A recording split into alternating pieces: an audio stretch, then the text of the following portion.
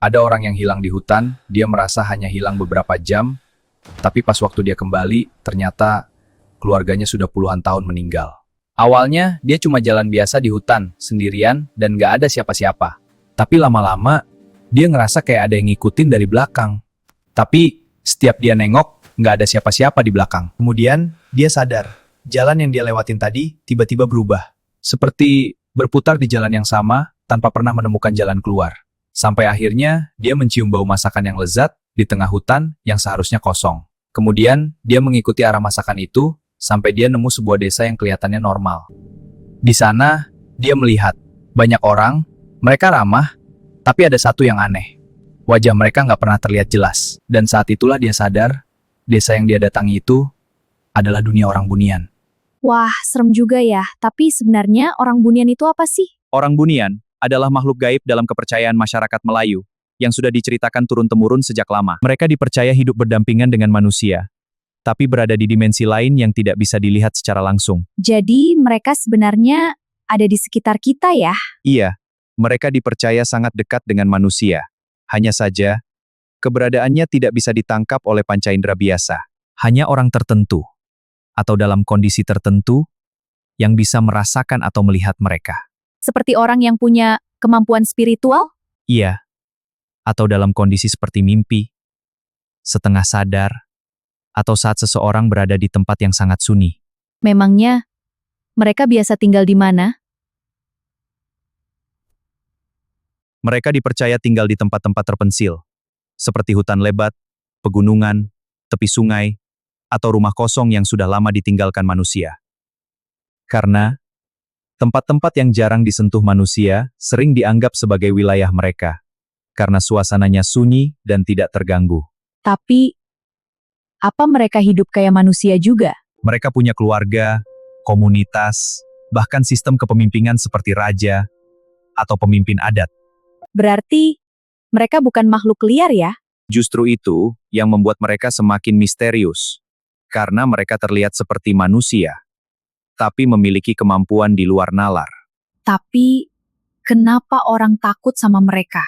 Karena mereka sering dikaitkan dengan kejadian orang hilang secara misterius, terutama di hutan atau tempat terpencil. Terus, bagaimana cara mereka menyesatkan orang?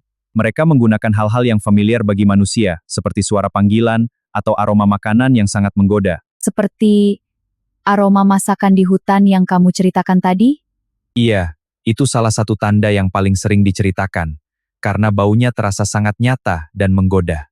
Orang yang penasaran biasanya akan mengikuti sumber bau itu tanpa menyadari bahwa mereka sedang diarahkan. Terus, apa yang terjadi setelah itu? Mereka akan masuk ke dunia bunian tanpa sadar, seolah-olah berpindah tempat ke sebuah kampung. Dan yang aneh, di sana mereka merasa semuanya normal, seperti berada di sebuah kampung yang pada umumnya. Jadi, dia nggak sadar kalau dia sudah masuk ke dunia bunian? Itu yang paling berbahaya. Karena dia sudah merasa aman dan nyaman, sehingga tidak menyadari bahwa dia sudah tidak di dunia nyata. Dan, saat dia kembali ke dunia nyata, dia kembali dalam kondisi bingung, sulit mengingat apa yang terjadi. Bahkan ada yang mengalami perubahan mental. Ada juga yang bilang, dia merasa hanya sebentar berada di sana, tapi di dunia nyata waktu sudah berjalan sangat lama. Oh, jadi waktu dunia bunian dan waktu dunia nyata berbeda ya? Iya, dalam banyak cerita, waktu di dunia bunian berjalan jauh lebih lambat dibandingkan dunia manusia. Berarti, saat seseorang kembali dari dunia bunian, bisa saja ada keluarganya yang sudah nggak ada? Iya, itu yang membuat cerita ini terasa sangat tragis. Berarti, mereka jahat ya? Nggak selalu, karena ada juga cerita yang menggambarkan bahwa mereka pernah membantu manusia. Membantu kayak gimana? Ada kesaksian yang bilang, mereka pernah membantu saat kebakaran hutan, seolah-olah ikut menjaga wilayah mereka. Berarti, mereka peduli dengan lingkungan juga ya? Mungkin, karena dalam banyak cerita, mereka dianggap menjaga tempat yang mereka tinggali, sama seperti manusia menjaga rumahnya sendiri, agar tetap aman dan seimbang. Berarti, kehidupan mereka hampir mirip dengan kehidupan manusia juga ya? Iya, mereka nggak sekadar makhluk misterius, tapi digambarkan punya kehidupan, aturan, dan tujuan seperti manusia.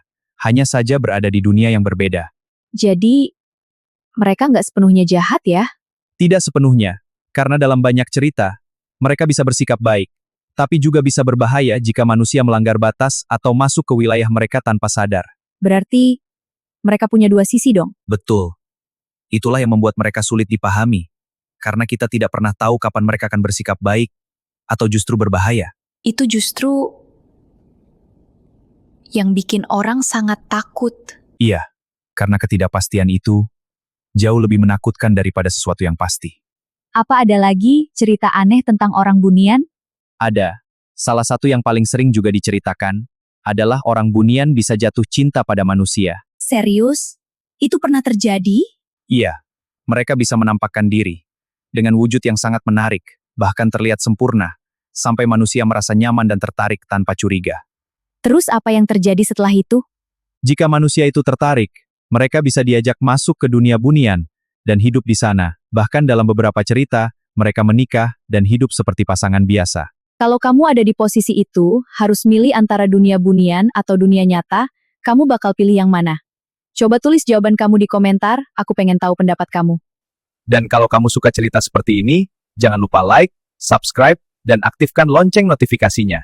Terima kasih.